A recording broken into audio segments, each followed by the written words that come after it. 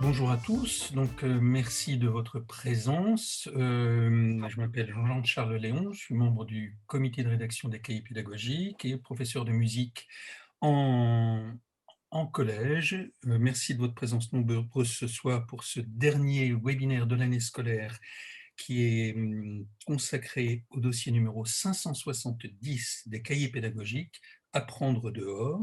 Vous avez été plus de 300 à vous inscrire et vous êtes bientôt 100 présents à ce webinaire. Nous répondrons aux questions que vous avez pu nous écrire via le questionnaire d'inscription. Évidemment, nous ne pourrons pas répondre à tout le monde, mais nous essaierons de montrer la richesse du sujet en ayant sélectionné au préalable quelques interrogations particulières. Donc, pardon à ceux qui n'auront pas de réponse.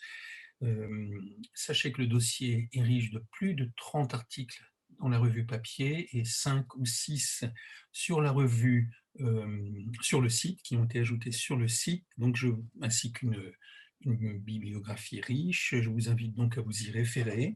Donc, ce webinaire sera mis en ligne très rapidement et vous pourrez le revoir si vous avez envie de le revoir pour vous remémorer certains points ou informer vos collègues de la possibilité de s'informer sur ce sujet en allant sur notre chaîne YouTube. Aujourd'hui, Ben Aïda est avec moi, co-animateur de ce webinaire. Il s'occupera du chat. Coucou Ben. Bonjour, bonsoir à tous. Ben Aïda, oui, je suis professeur des écoles, maître formateur à Carcassonne, voilà, et membre du comité de rédaction des cahiers. Je suis ravi d'être avec vous ce soir. Oui, et puis tu as plein de soleil, je crois. Donc, les deux coordinateurs du dossier, Aurélie Svang est avec nous. Bonjour Aurélie. Oui, bonjour. Bonjour à tous et à toutes. Je suis Aurélie Svang, maître de conférence en sciences de l'éducation à l'Université de Montpellier. Bonjour Jean-Michel, deuxième coordinateur. Oui, bonjour, Jean-Michel Zekartchouk, membre du comité de rédaction des cahiers pédagogiques. Et je suis dans une région où il ne fait pas soleil. Oui. Trois autrices de ce dossier, Alix Kosker. Bonjour Alice. Alice, peut-être un micro. Alice a des... Ah, je ne sais pas si elle est encore connectée. On a quelques problèmes de connexion, donc j'espère qu'elle pourra nous rejoindre. Catherine Urtic, bonjour.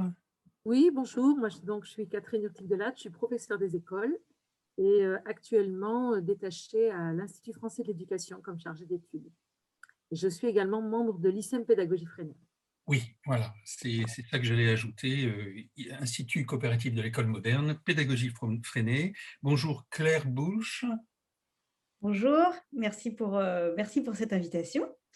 Donc moi, je suis formatrice et j'ai écrit un documentaire qui s'appelle L'école de la forêt finlandaise, une éducation riche de sens. Merci. Donc Alix semble avoir des problèmes de connexion, mais semble revenir en même temps. Alix, bonjour. Est-ce que ces problèmes de connexion sont résolus? Écoutez, nous allons continuer et puis en espérant que ça va se résoudre, nous allons entrer tout de suite dans le vif de ce dossier. Bonjour, donc Aurélie, le titre du dossier c'est l'école dehors, apprendre dehors, et on en parle de plus en plus, certainement un effet du confinement qui nous a fait, qui a fait naître chez beaucoup des envies d'extérieur. De quoi parle-t-on exactement quand on parle de l'école dehors, de apprendre dehors? Alors, plutôt apprendre dehors, ça renvoie à une diversité de pratiques parce que dans le dossier, nous avons voulu approcher les pratiques pédagogiques qui ont lieu en milieu scolaire, mais aussi en milieu extrascolaire. Donc, en fait, ça renvoie tout d'abord à une diversité de pratiques, pédagogiques, qu'elles soient sportives, naturalistes, artistiques ou plus académiques, et qui ont lieu à l'extérieur, dans différents milieux, qui mobilisent le corps et qui investissent l'extérieur de manière différente selon les objectifs éducatifs et pédagogiques. Alors, soit l'extérieur est considéré comme une ressource pour l'apprentissage, soit c'est un objet d'apprentissage, ou bien alors on va s'immerger dans le milieu comme une source en fait, une source d'inspiration ou une source dont on devrait se nourrir.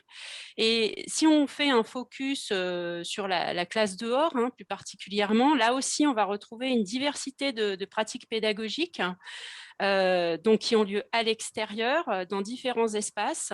Ils peuvent être urbains et ils peuvent être aussi en pleine forêt. Donc, c'est très variable en fonction des écoles et qui conjuguent en fin de compte des objectifs d'apprentissage très formels qui correspondent au programme et puis également des apprentissages informels qui sont liés au contact avec l'environnement immédiat et avec l'interaction avec les pairs. Donc, ce sont des apprentissages qui vont avoir lieu, par exemple, lors du jeu libre.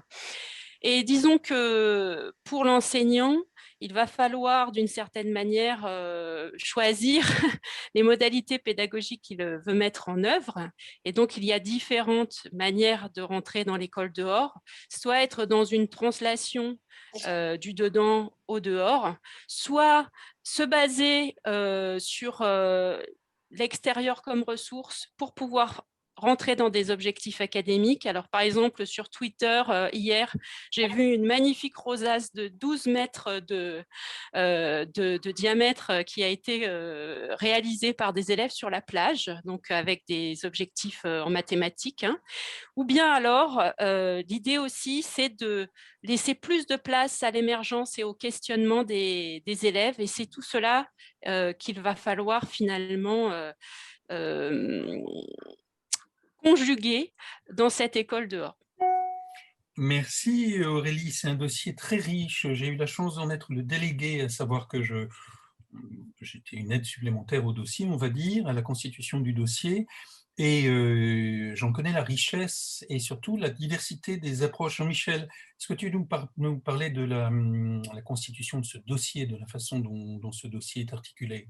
Oui, alors effectivement, on a eu beaucoup de propositions de contributions.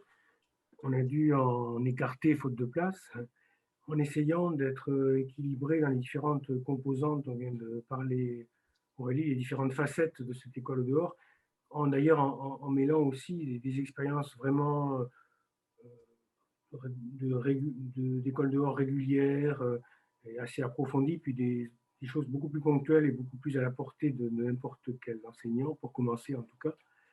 Et on a donc organisé le dossier en 3 grandes parties, ça c'est très classique, les 3 parties, mais la première qu'on appelait retour d'expérience, qui est, voilà, on aime bien partir de pratiques réelles de terrain, et on parlait de la diversité, il y a aussi une diversité géographique, puisqu'on trouve des expériences un peu de toute la France, mais aussi en Belgique, en Suisse et également au Québec, où il y a pas mal de contributions également dans ce pays où cette école dehors s'est pas mal développée également.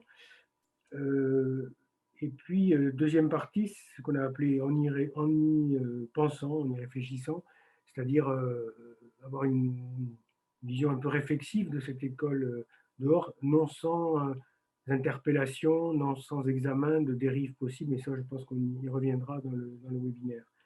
Et enfin, la troisième partie, plutôt axée sur les partenariats, sur ce qui n'est pas seulement l'école. C'est pour ça d'ailleurs qu'on a beaucoup réfléchi sur le titre, et on est passé de l'école en plein air à apprendre dehors, parce que d'abord le but c'est quand même d'être centré sur les élèves, donc apprendre, et puis dehors, c'est pas l'extérieur forcément, c'est bien dehors, c'est pas les musées par exemple, on l'a exclu, et puis c'est pas seulement l'école, c'est aussi le périscolaire, c'est aussi diverses formes d'animation, et c'est ça qui fait aussi la richesse, quoi. La richesse géographique, richesse des lieux, richesse des institutions, des dispositifs dans ce numéro qui s'inscrit effectivement dans un engouement, mais là aussi, je pense qu'on pourra en reparler.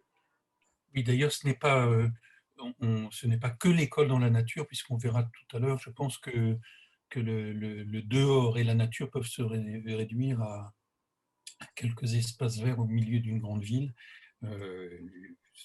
on verra ça tout à l'heure. Alix, je pense maintenant que tu as une collection et donc toi, tu as alors ça serait bien que tu te présentes un petit peu d'abord et puis tu as écrit un texte sur les avantages de l'école dehors, de l'apprentissage à l'extérieur, en t'appuyant et en donnant une bibliographie riche en français, en anglais, qui figure dans l'article. Voilà, Alix, qu'est-ce que sont ces avantages de l'école dehors? Oui, alors bonjour à tous. Donc, je suis Alix Kosker, je suis chercheuse en psychologie environnementale au Centre d'écologie fonctionnelle et évolutive à Montpellier. Et je m'intéresse particulièrement à ces interactions des enfants avec la nature. Effectivement, donc cette question des avantages de l'école dehors, elle s'inscrit plus globalement dans une problématique autour des bénéfices qu'il peut y avoir au contact de la nature pour les sujets. Donc, ça concerne là en l'occurrence les enfants, mais ça peut aussi être étendu aux adultes. Et c'est vrai que ces dernières années, principalement, il y a eu autour de ces questions et des effets positifs, parce que c'est bien souvent ça que ces disciplines, enfin que ces recherches mettent en lumière, des effets positifs qui sont induits par des situations de contact avec des milieux naturels.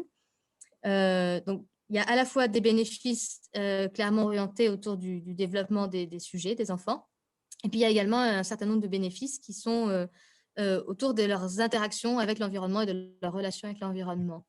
Dans le cas des bénéfices plutôt humains, autour des enfants, on a un certain nombre de bénéfices à la fois physiques, psychiques, voire même sociaux, et qui sont interreliés, bien entendu, et qui se rapportent dans une certaine mesure à des processus de régulation du système nerveux, et qui vont conduire à un certain nombre d'effets qu'on va pouvoir observer d'un point de vue physiologique notamment.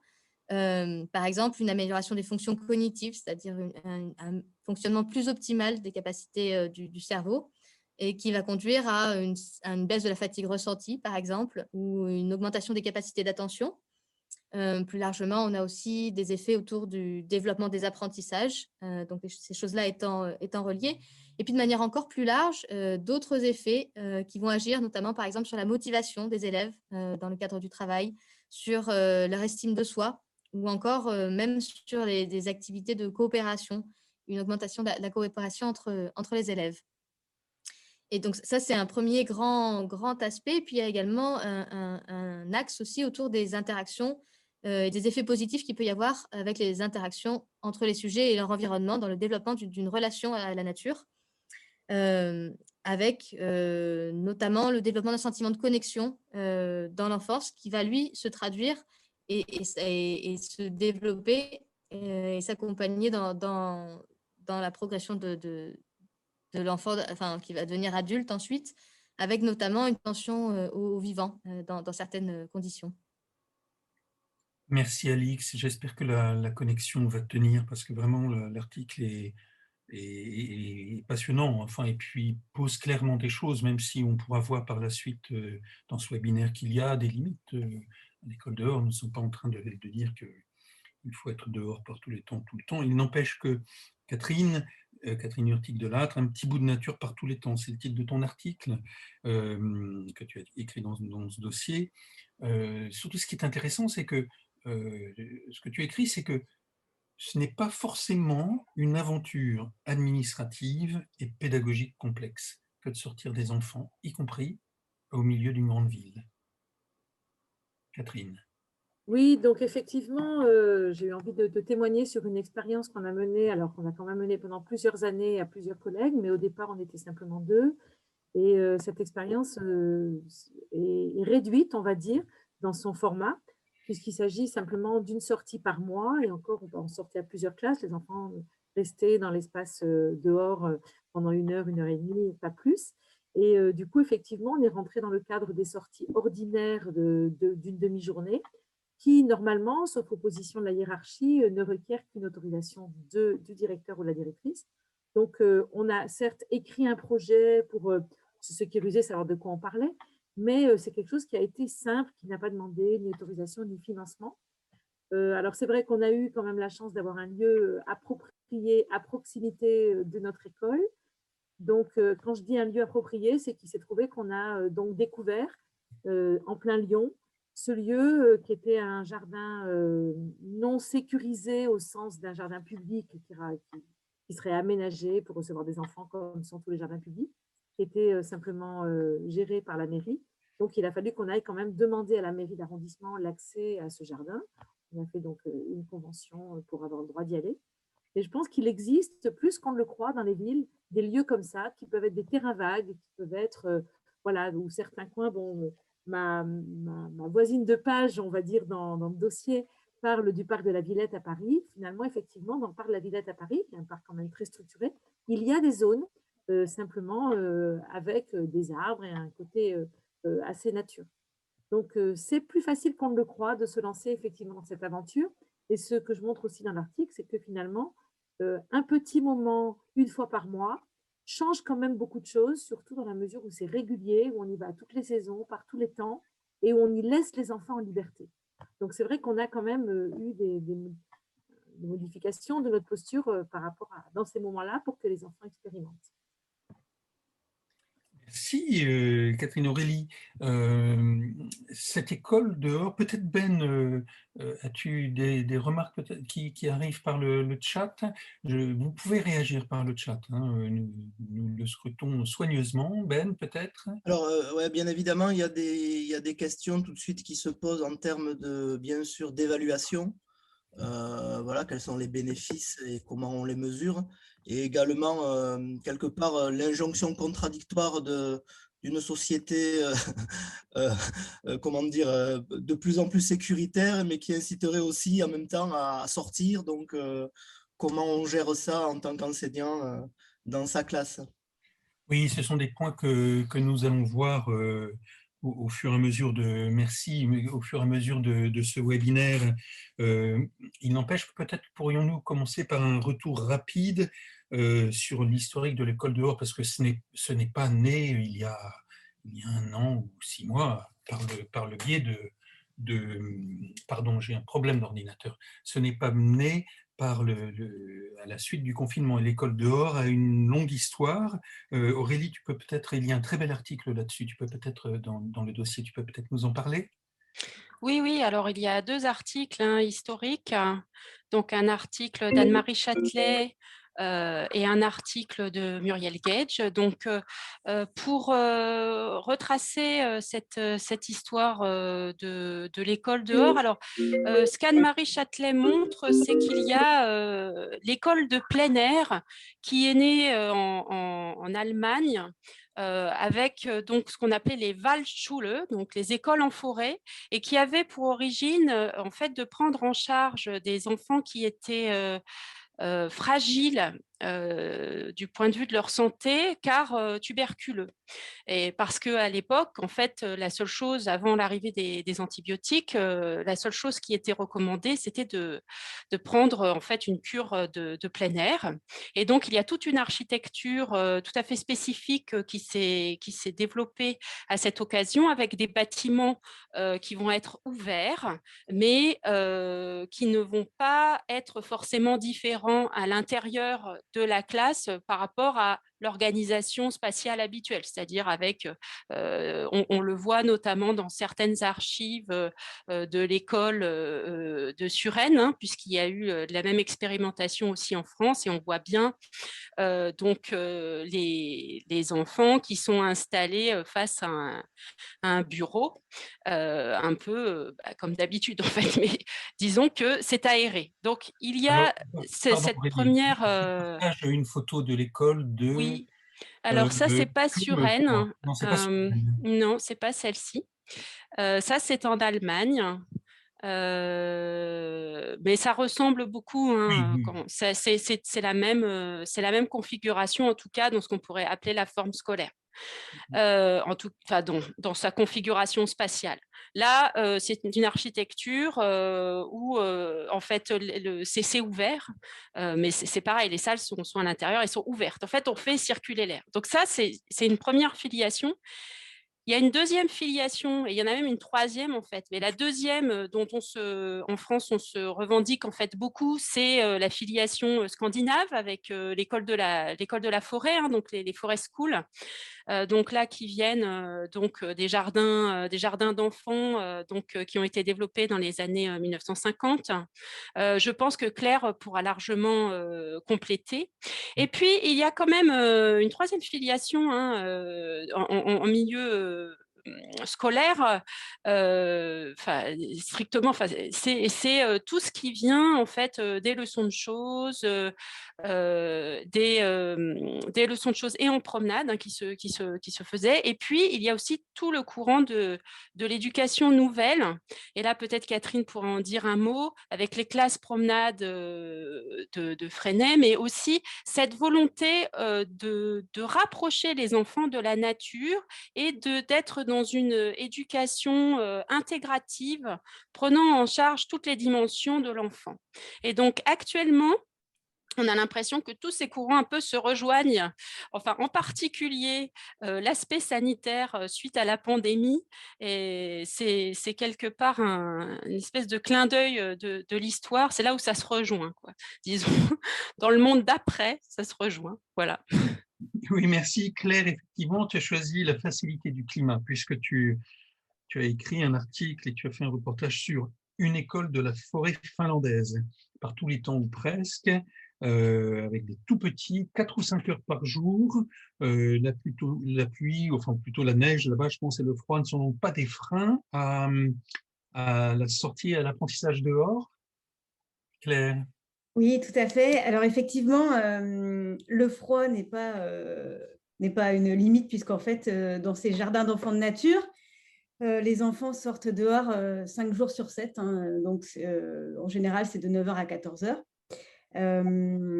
Mais alors là, je vais reprendre la phrase qui est maintenant tellement connue. Il n'y a pas de mauvais temps, il n'y a que des mauvais équipements. Donc, les enfants sont bien sûr équipés pour le froid. Et déjà, de base, ils courent énormément, donc ils n'ont pas froid. Mais en Finlande, il ne pleut pas, contrairement en France. Donc, et pour moi, en fait, la pluie, du coup, est beaucoup plus difficile à gérer que le froid. Mais là, je voulais rebondir aussi sur, tu n'as pas choisi la facilité du climat. Alors, en effet, puisque je voulais quand même expliquer un peu cette expérience. Donc, moi, j'ai été expatriée en Finlande pendant 3 ans et j'ai fait une reprise d'études en sciences de l'éducation avec l'université Paul Valéry de Montpellier. Et puis, j'ai demandé à faire un stage d'observation dans un jardin d'enfants complètement classique, mais où il y avait un groupe forestier, c'est-à-dire il y avait 6 groupes. Et parmi ces 6 groupes, il y en avait un qui était un groupe forestier et qui donc sortait dehors. Les autres restaient à l'intérieur. Voilà, et donc c'était facilité. Donc j'étais avec eux pendant 5 mois par tous les temps. Mais ce n'est pas forcément ce que je retiens. C'était aussi, par rapport à la question de la facilité, c'était aussi une expérience interculturelle, puisque donc moi, femme d'expatriée française, je pense que j'avais vraiment rien à faire là. Et c'est justement ce qui a été vraiment intéressant. Donc, je me suis retrouvée avec un groupe d'enfants, 14 enfants. Ils avaient entre 5 et 6 ans. On n'avait aucune langue commune.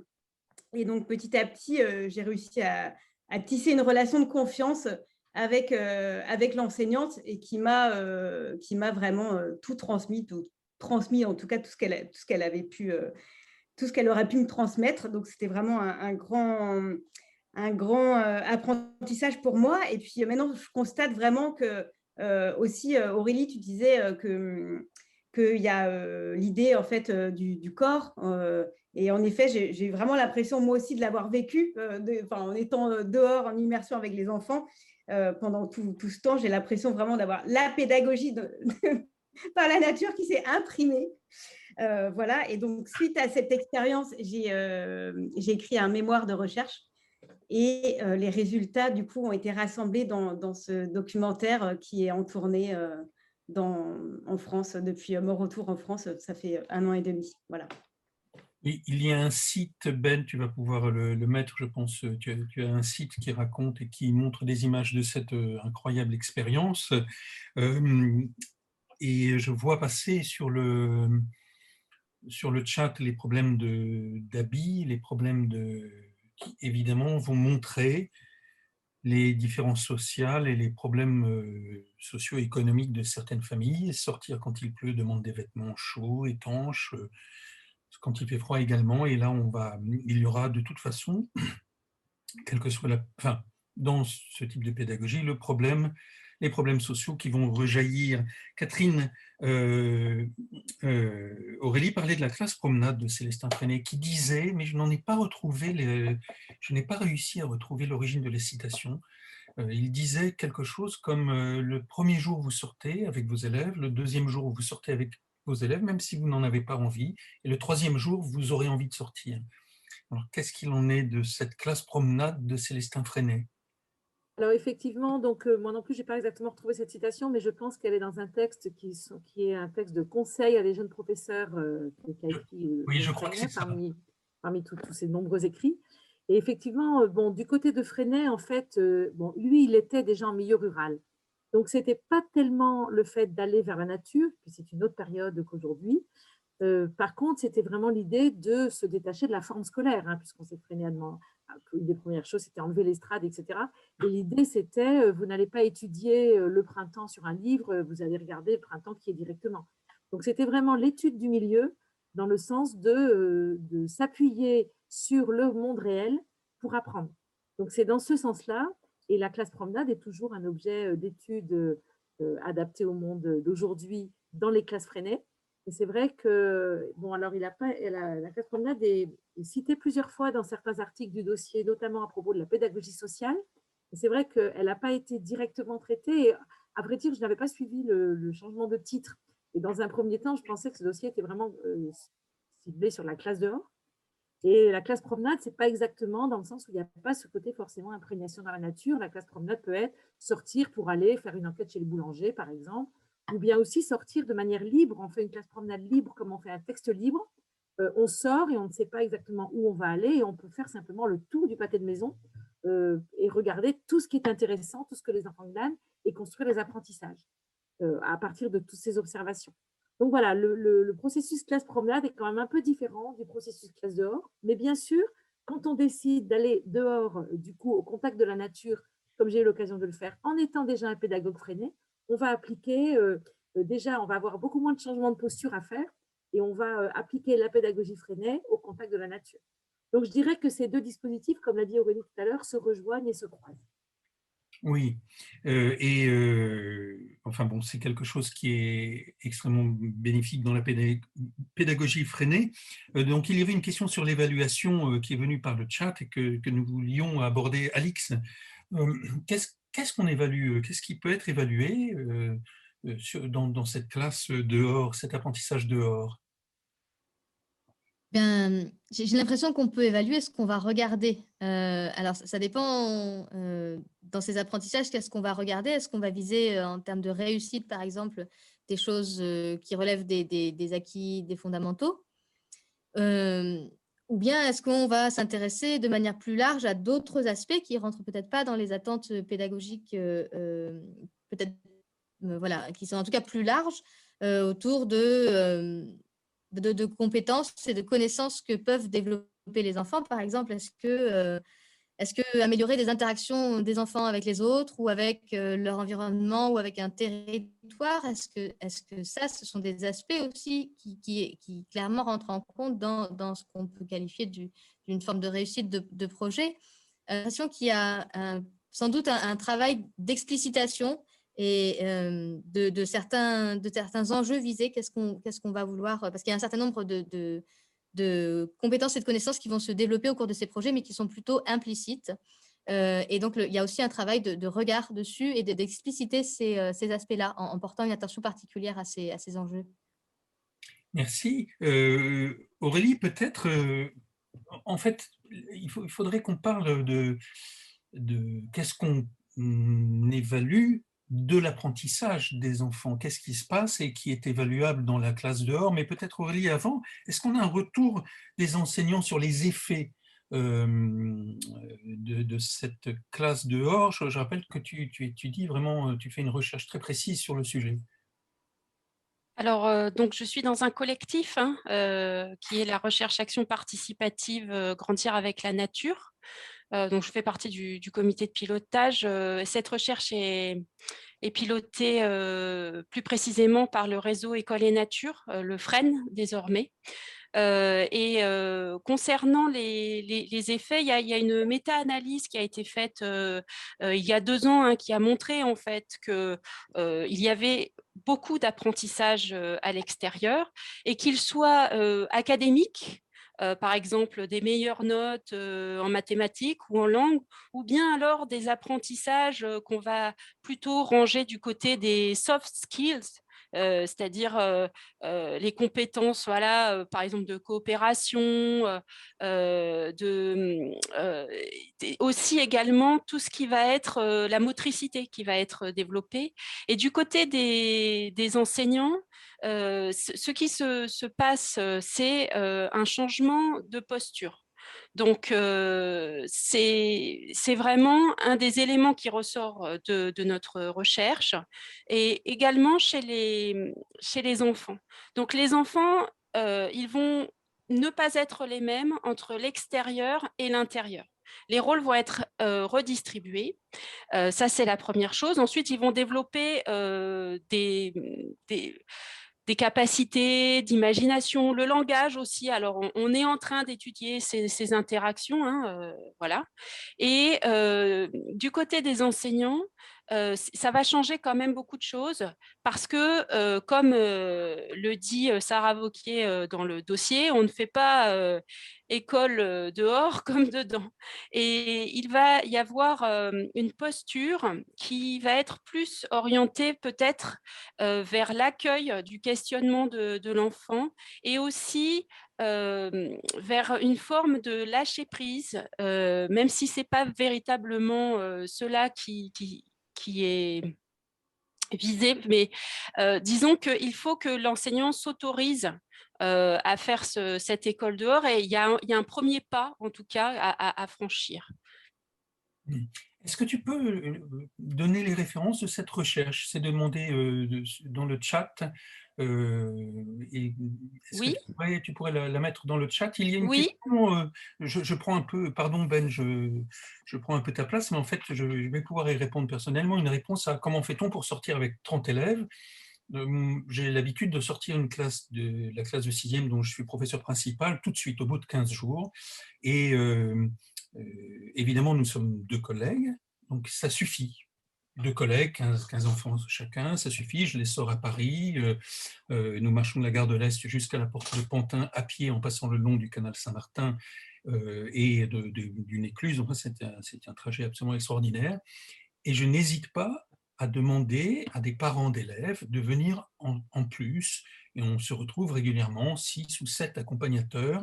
Et bon, il n'y a pas tout le monde prend le train, tout le monde a des billets, c'est assez facile, mais il n'empêche que multiplier les accompagnateurs pour cette première sortie de l'année permet aux 2 enseignants de se libérer le regard, de ne pas avoir à rechercher constamment, à ne pas être constamment sur la sécurité, mais se libérer le regard et changer de posture, de regard justement. Ça nous permet de regarder déjà au bout d'une semaine ou de 15 jours de classe les interactions entre les différents élèves, la façon dont le groupe se constitue et très très rapidement avec cette première sortie, et c'est très passionnant. Donc je pense que ces sorties, si on invite les parents, ils viennent. Et c'est très très profitable pour la classe, pour le groupe parent de la classe et pour le groupe enseignant également.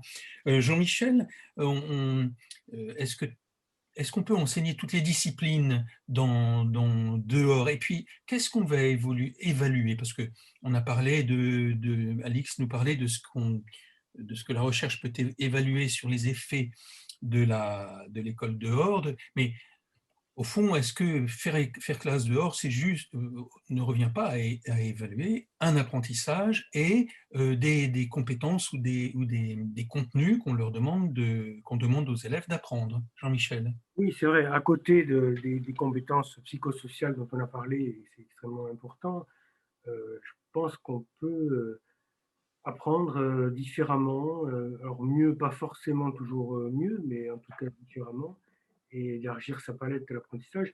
Moi, personnellement, là, j'ai écrit dans le numéro le récit d'une expérience que j'ai faite, mais j'ai fait plusieurs fois sous des formes diverses d'écriture dehors. Et je pense que les élèves, dans ce cas-là, ont un peu la posture de l'écrivain qui va dehors et qui écrit. Alors, ça peut être des formes très modestes comme des haïkus, mais ça peut être des récits imaginaires, ça peut être des descriptions. Et on peut, je crois que ça, c'est à souligner aussi, articuler le dedans et le dehors. C'est-à-dire que le dehors peut venir aussi après une préparation et peut aussi être ensuite réinvesti, capitalisé dans le dedans. Donc, il y a vraiment ce dedans-dehors, un aller-retour. Et je crois qu'on peut se poser la question dans chaque discipline, qu'est-ce que le fait d'aller dehors peut entraîner comme bénéfice.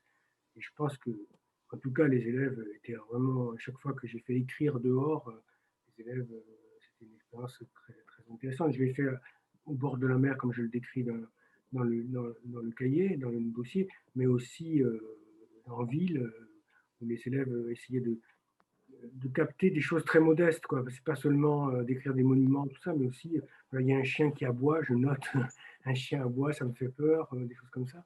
C'est aussi toutes ces sensations. Moi, je parle au niveau de la littérature, parce que j'étais prof de français, mais au niveau maths, au niveau histoire aussi, ça dépend des lieux, évidemment, mais la géographie, évidemment. Donc, il y a plein d'exploitations pédagogiques et didactiques que l'on peut faire. Et en tout cas, c'est à la fin, c'est pas seulement les compétences psychosociales, même si celles-ci sont très importantes. C'est-à-dire que ton investissement du dehors avec tes élèves était un déclencheur d'activité qui amenait une production, on pourrait dire, je simplifie, de type scolaire, qui, elle, était évaluée. Oui, c'est ça. Oui. Alors après, quel est le plus c'est très difficile à dire, hein, parce qu'il y a d'autres manières de faire qui aussi apportent un plus à l'écriture.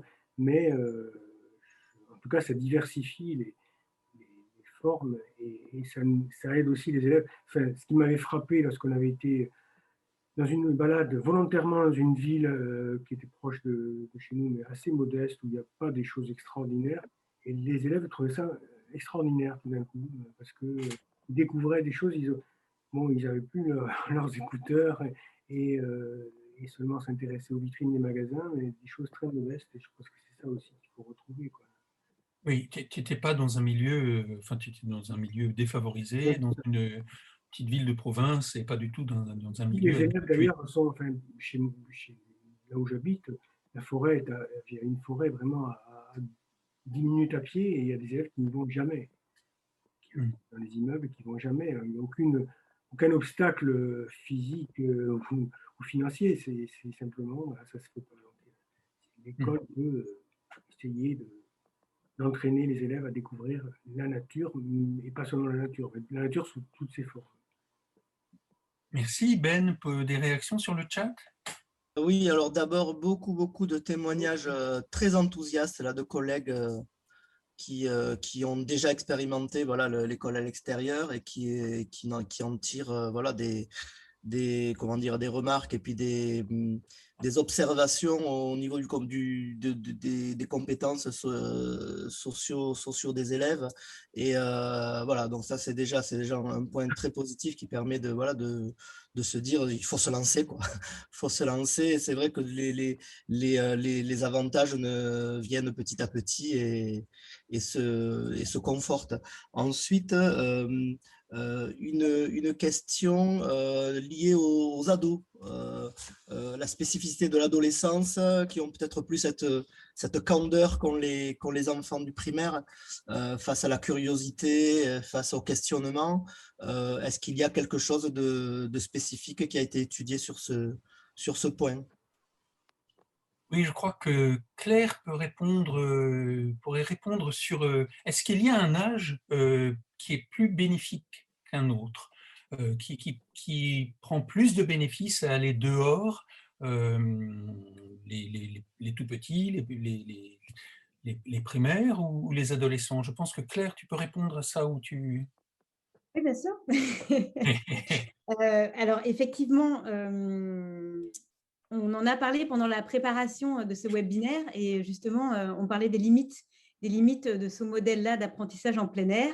Et moi, je te disais que j'avais mis énormément de temps et d'avoir vraiment beaucoup réfléchi et donc évidemment avec une réflexion aussi parce que j'avais beaucoup lu.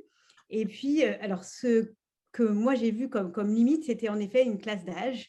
Donc pour moi, en fait, l'apprentissage en plein air, tel que, en tout cas, c'est pratiqué en Finlande, c'est-à-dire d'aller tous les jours et de passer la majorité du temps du coup à l'extérieur, c'était de 4 à 7 ans. Pour moi, c'est la classe d'âge où l'enfant a besoin de se mouvoir, il a besoin de renforcer sa motricité. Et donc là, c'est juste l'âge, c'est juste le terrain idéal. Il a aussi besoin de se rendre compte effectivement qu'il n'est plus seul au monde et donc de développer ses compétences sociales. Et là aussi, en fait, il va développer très vite la coopération, hein, comme on l'a dit avant. Tout à fait, parce qu'il va se rendre compte, mais très naturellement, que s'il veut construire une super cabane, eh ben, il aura besoin de ses camarades. Et donc, en fait, ça va venir de lui. Et c'est ça qui est intéressant, c'est parce qu'on ne lui impose pas, ça vient de lui. Et donc là, c'est sa motivation endogène, en fait. Donc, voilà. Il y a quand même des effets qui, Rémi Wauters, je ne sais pas si vous êtes là, si vous pouvez connecter votre caméra et votre micro, Rémi. Je suis là, vous m'entendez? Oui, et si vous mettez votre caméra, si c'est possible. Je veux bien essayer, j'ai une toute petite connexion. Bon, on va voir. Donc, Bonjour Rémi, bienvenue. Et vous travaillez à l'extérieur dans la région de Reims avec des publics très, qui sont très abîmés, pour dire simplement. Est-ce que vous pouvez nous parler de ça? Donc, vous avez écrit un article qui est sur le site des cahiers pédagogiques. Remise en route au jardin sauvage, c'est le titre Voilà. de l'article. Voilà. Alors bon, nous, ça fait 5 ans qu'on développe une médiation nature avec nos élèves, qui sont des enfants qui sont confiés à l'aide sociale à l'enfance, placés par des juges pour enfants. Et moi, je me suis rendu compte en arrivant là-bas que c'était extrêmement difficile de remettre ces enfants en route sur le plan intellectuel. Ils étaient extrêmement défiants, extrêmement provocants et dans un refus catégorique des pédagogies que je vais appeler traditionnelles, conventionnelles. Donc il a fallu que je me gratte la tête pour remettre au travail tout ce petit monde-là et la médiation en nature, elle est clairement une réponse à cette problématique pédagogique-là. Depuis 5 ans, on intensifie la médiation nature. On arrive grosso modo aujourd'hui à 30 à 40% de nos enseignements qui sont consacrés à la médiation nature, à la fois sur place, à la fois en amont, en préparation et puis en retour de sortie. On a parlé de quelles compétences évaluer tout à l'heure. On peut effectivement bosser sur toutes les compétences du socle commun en prenant comme prétexte la médiation nature. On peut travailler sur toutes les compétences psychosociales et on le fait. Et moi, c'est ça qui m'intéresse en premier lieu avec ces enfants-là. Et on arrive à retisser petit à petit ce lien entre les enfants et l'institution, entre les enfants et les enseignants. J'entendais une des intervenantes tout à l'heure qui parlait de changer la posture de l'enseignant. Effectivement, moi, je me suis mis à, chose que j'avais jamais faite avant, à gratter la terre avec eux, à me mettre dans des situations extrêmement difficiles, puisqu'on a une médiatrice nature qui nous épaule et qui nous met dans des situations d'apprentissage avec les enfants. Et moi, je joue le jeu avec eux et de rigoler, de se retrouver couvert de boue avec les enfants par pluie, par neige ou les bottes remplies d'eau, ça permet de reconstruire complètement le rapport de ces enfants avec d'abord leurs profs, avec l'école. Et puis petit à petit, moi c'est l'étape numéro 1 de la remise en route intellectuelle de ces enfants-là. Et une fois qu'on a retissé ce lien-là, on peut tenter de rescolariser une fois que nos élèves ont adhéré à tout ça, ont repris confiance. On a parlé beaucoup d'estime de soi. On a parlé d'évaluation. Moi, j'évalue beaucoup aussi à la freinée, vous savez, sur le mode des espèces de chefs-d'œuvre que les enfants préparaient sur des semaines. Et puis, à un moment donné, il y avait exposé, présentation à tout le monde. On réalise des tutoriels, on essaie de mettre en valeur beaucoup le travail de ces enfants-là. Et bon, voilà, ça marche. Quel est l'âge des enfants avec lesquels vous intervenez? Entre 6 et 11 ans. D'accord, 6 et 11 ans. Et là, ce sont des enfants de milieux défavorisés qui vont avoir des soucis de matériel, des soucis de... Où est-ce que je me fais une fausse idée, en fait Non, oui, mais enfin bon, après, on n'est pas, c'est délicat de ne pas rentrer dans la caricature. Oui, il y a des difficultés sociales. Bon, moi, je suis pédagogue, donc je m'intéresse essentiellement à la difficulté scolaire. Hein. À un moment Oui. donné, je suis obligé de mettre ça de côté aussi. Hein. Je veux dire, la réponse, on est obligé de l'apporter du point de vue de la pédagogie, nous. Hein. Mais oui, effectivement, il y a des difficultés sociales, familiales, de tous ordres psychologiques, hein, importantes. Merci Rémi de votre témoignage. Merci à vous. Sortir des élèves, c'est évidemment tout de suite aussi prendre un risque prendre un risque. Oui, certainement, un risque physique, hein, il y a un rapport à l'accident dont il faut se méfier. Peut-être, Catherine, tu peux en parler de ça? Oui, puisqu'effectivement, nous, dans notre projet, j'ai dit tout à l'heure qu'on était dans un jardin, entre guillemets, non sécurisé, dans le sens où je pense que les jardins publics des villes le sont trop, à mon avis. Il me semble qu'aller au contact de la nature, c'est accepter effectivement de prendre des risques, courir, sauter, tomber, se relever, etc.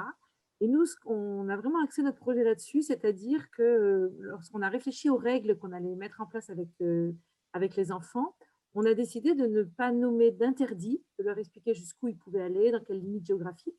Et puis, on a dit que les règles du jardin, ça serait je prends soin de moi, je prends soin des autres et je prends soin de la nature.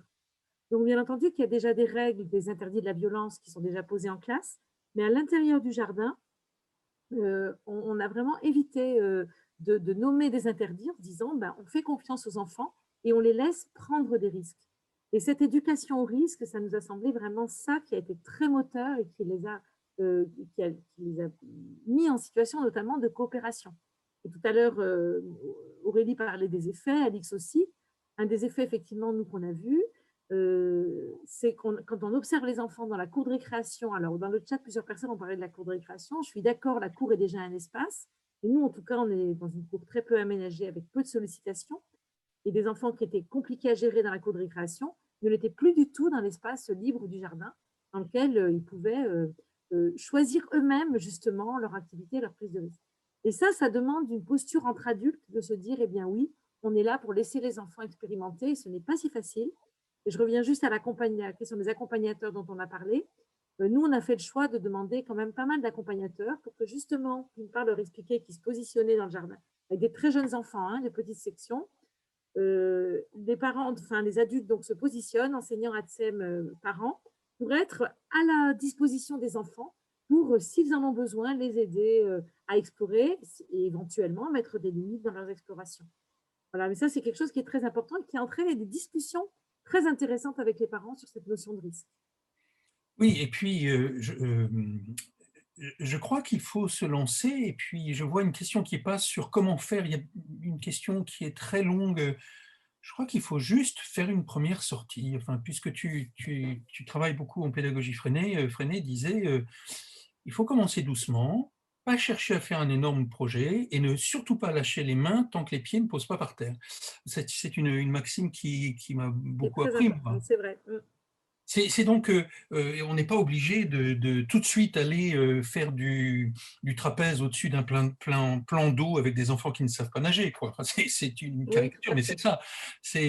Donc, il faut vraiment... L'idée quand même de leur faire confiance et de se dire, on est dans un terrain, et bon, moi, le changement d'attitude, il est vraiment quand même lié à la nature.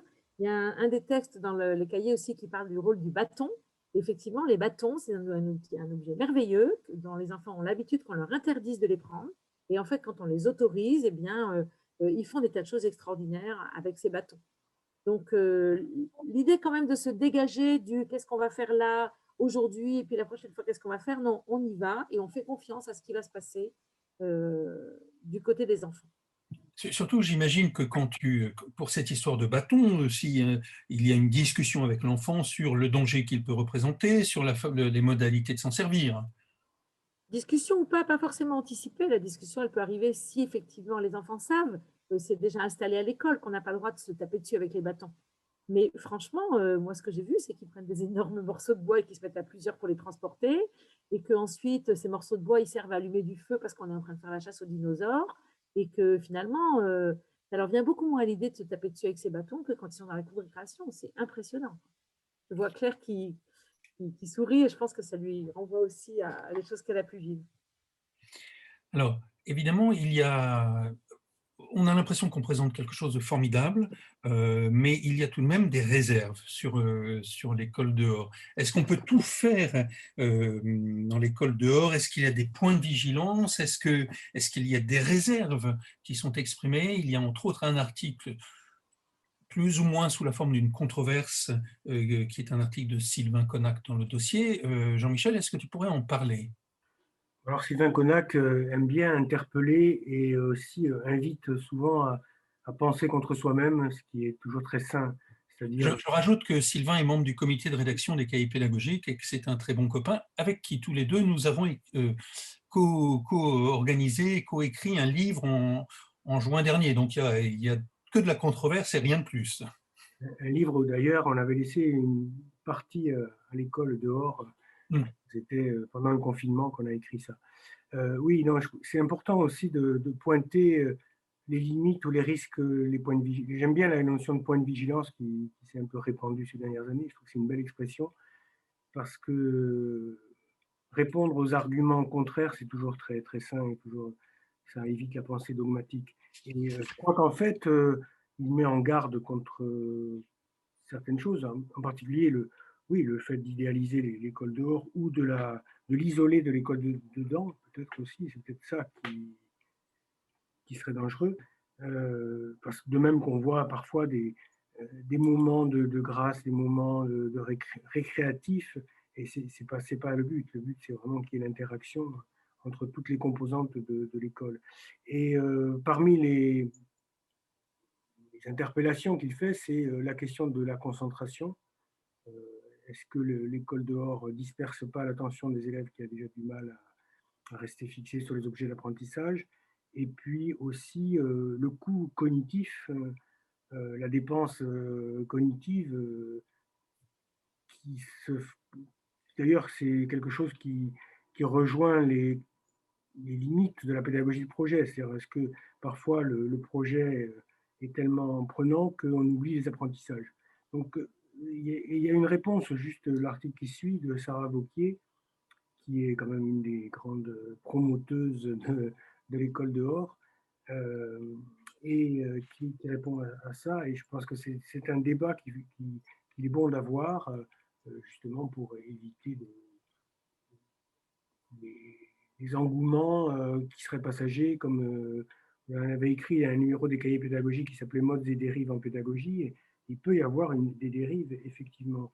Mais si justement on sait répondre à ces risques de dérive, à ces points de vigilance, à ces contre-argumentations, c'est pour ça qu'on a bien mis d'ailleurs apprendre dehors, parce que le but, c'est vraiment, le but de l'école, c'est d'apprendre, mais d'apprendre pas seulement des connaissances, mais aussi des savoir-faire, mais aussi des comportements, ce qu'on appelle savoir-être ou des savoirs-devenir.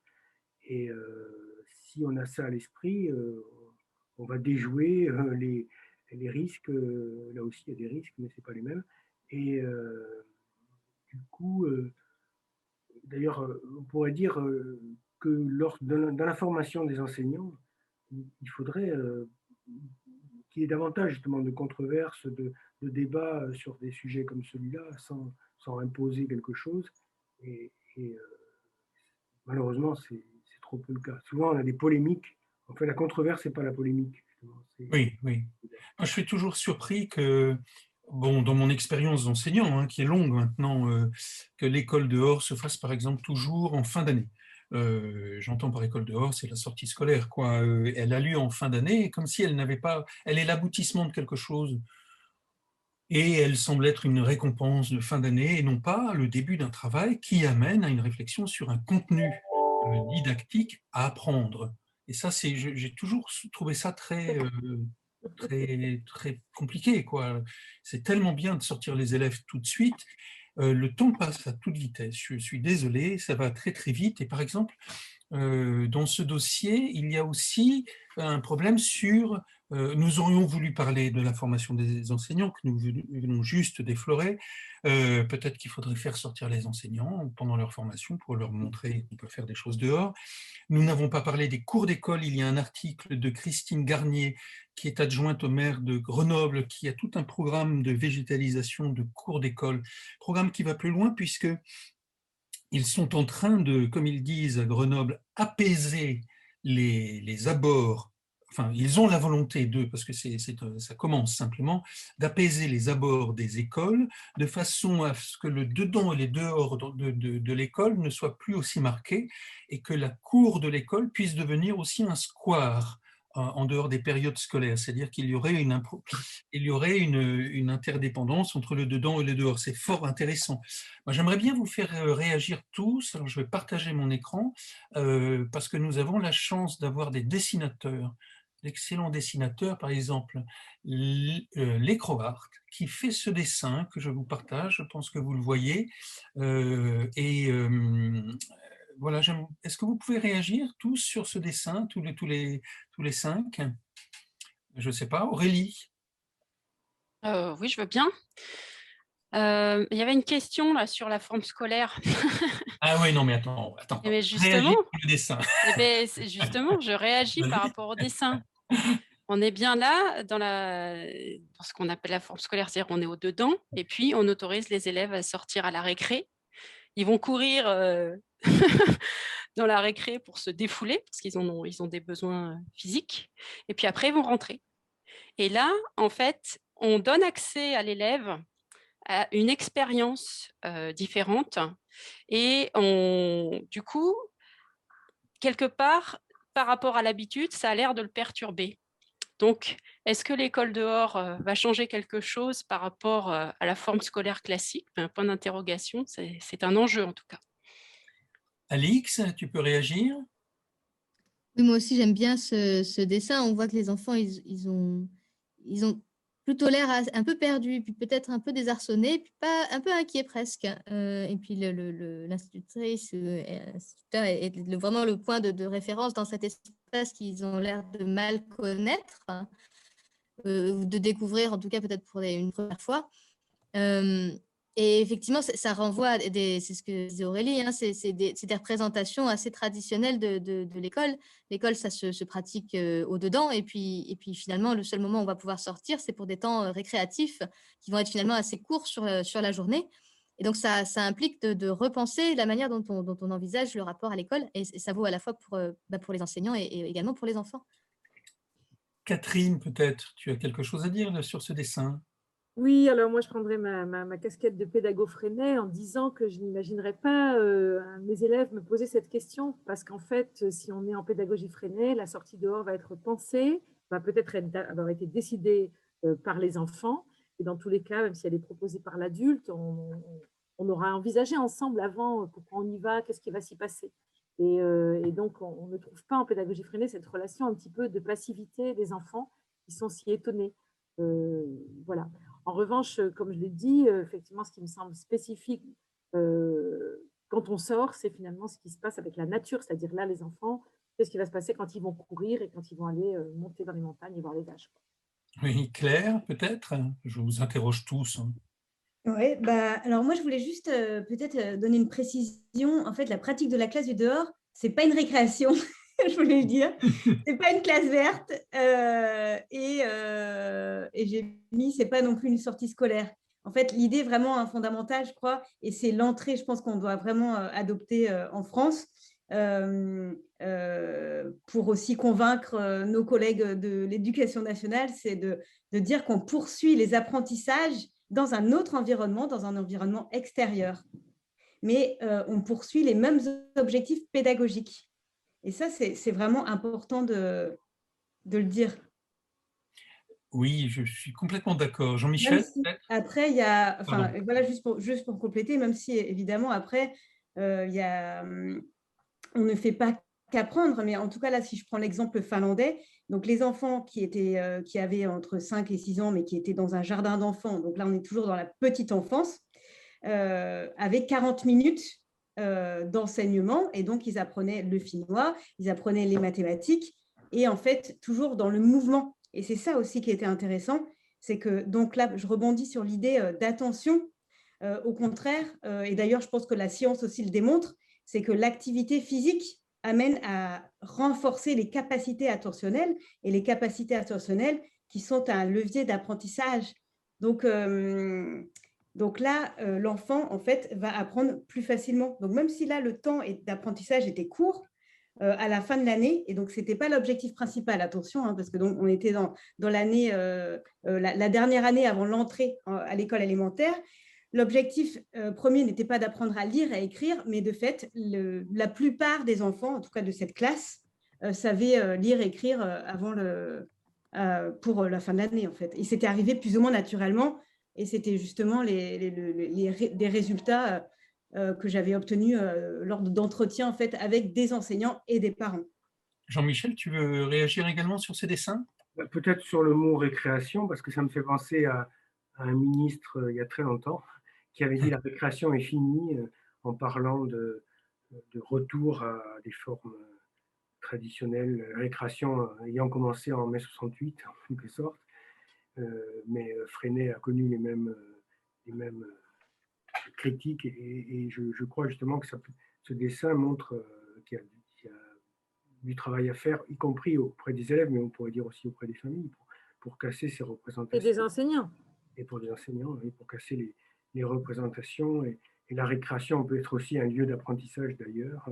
Et à l'inverse, j'ai connu des élèves qui voulaient continuer un travail pendant la récréation, parce qu'on travaillait sans faire des affiches ou des choses comme ça. Voilà, donc ça fait penser à ça. Ben, peut-être une des dernières réactions du chat qui, j'ai l'impression, est très Ah oui, ça réagit, ça interagit, c'est vraiment très riche. Alors, juste pour conclure, parce qu'on ne pourra pas forcément tout traiter, mais sous forme pas de boutade, mais cette idée de permis couteau qu'on trouve chez les éclaireurs, qui est le summum là, du lâcher-prise, de confier un Opinel à... Moi, je me souviens, à mon âge, j'ai toujours eu un Opinel numéro 7, que j'ai toujours d'ailleurs, dans la poche, dans mon quartier, et dans mes bois derrière mon quartier, pour faire mes arcs et mes cabanes. Voilà, donc c'est vrai que c'est d'autres temps, toujours cette histoire de société un peu plus sécuritaire. Que fait-on avec ça? Est-ce que ça serait possible? Oui, moi j'avais un Opinel aussi, c'est vrai, c'est incroyable que tu me...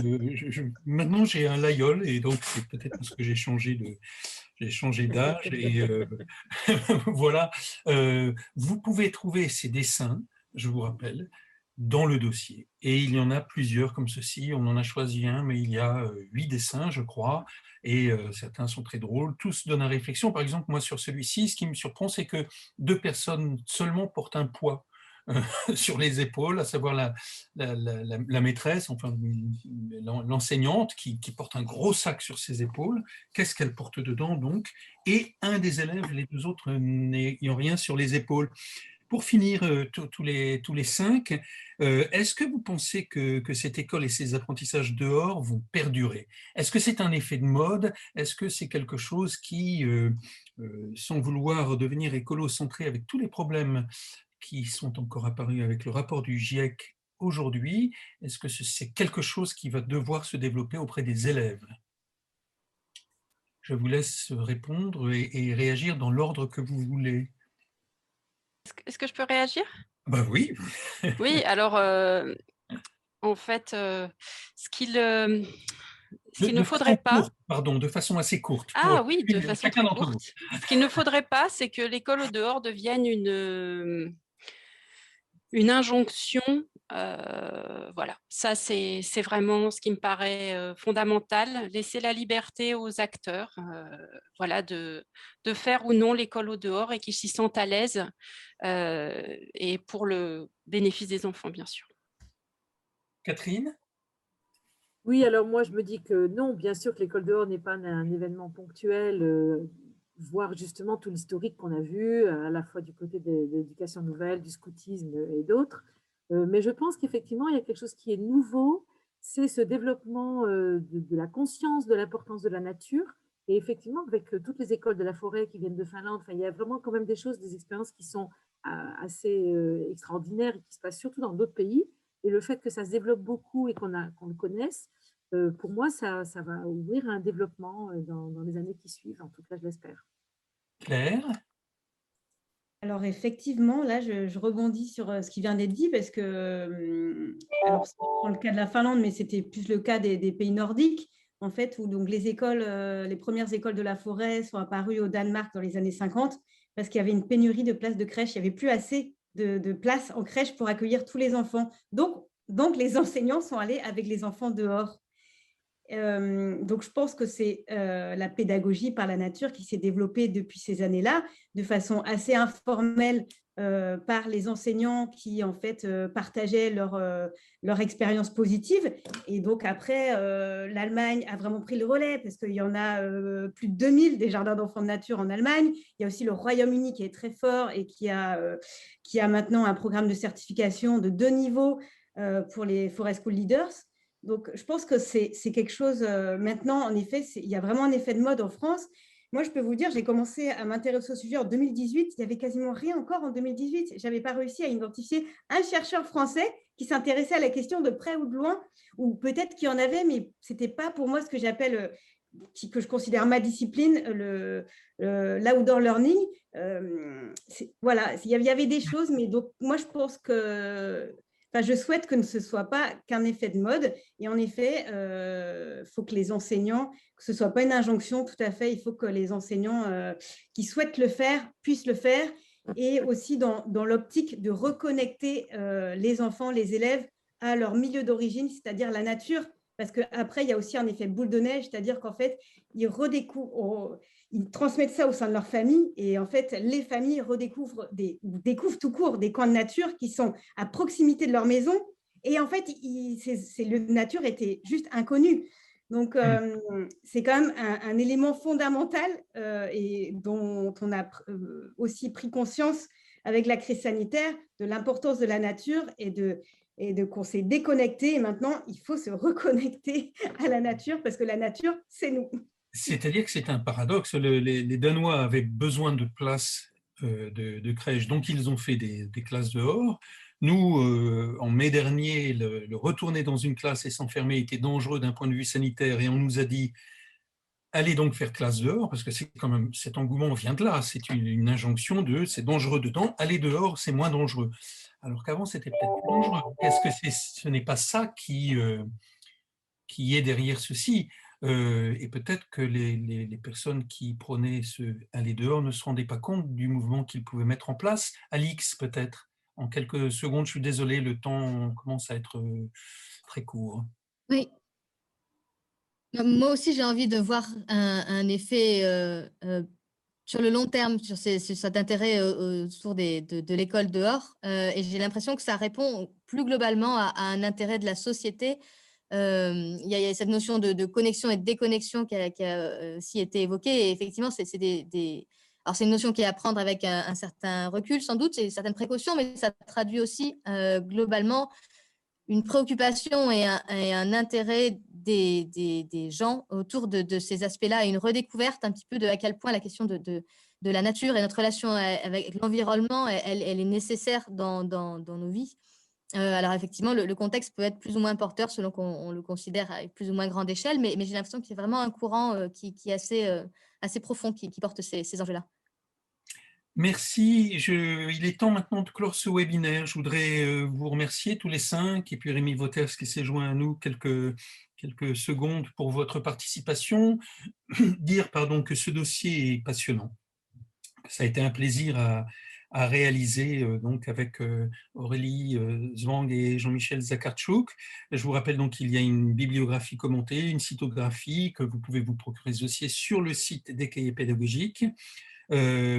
Jean-Michel me parlait très récemment du courage des commencements et nous avons commencé à organiser tous les deux et puis rejoint par une petite équipe fort sympathique, Benaïda, Yannick Mevel, Andrea Capitanescu, aidé par Catherine et Fatou au secrétariat du CRAP, CRAP Cahiers pédagogiques, ces webinaires. Nous en avons fait 8 cette année sans savoir qu'ils auraient ce succès. Nous vous en remercions et nous sommes heureux de vous annoncer qu'il y en a déjà 11 prévus pour la saison prochaine, en espérant que vous y serez fidèles. Les premiers étant dès la rentrée, ça sera le 28 août et le 30 août, autour des ouvrages édités par les cahiers pédagogiques sur débuter dans le métier d'enseignant. Donc 2 webinaires très tôt dans la saison pour les jeunes collègues débutants ou ayant peu d'expérience. Les autres peuvent venir pour témoigner sur le même principe. Et nous vous proposons de vous référer au très beau nouveau site des cahiers pédagogiques pour avoir les renseignements au milieu de l'été, si vous y pensez. Les cahiers pédagogiques, c'est une revue associative. La plupart des personnes qui sont intervenues dans ce numéro sont des enseignants. La plupart des personnes qui interviennent aux cahiers pédagogiques sont des militants, bénévoles. L'un n'empêche pas l'autre d'ailleurs. Nous avons besoin de votre soutien, de vos adhésions, de vos abonnements. Donc n'hésitez pas à aller sur le site, faites-nous connaître, adhérez, faites adhérer vos établissements, militez, rejoignez-nous. Bonnes vacances puisque c'est le dernier webinaire de l'année scolaire. Les vacances ne devraient plus trop tarder maintenant. Merci de votre présence. À bientôt.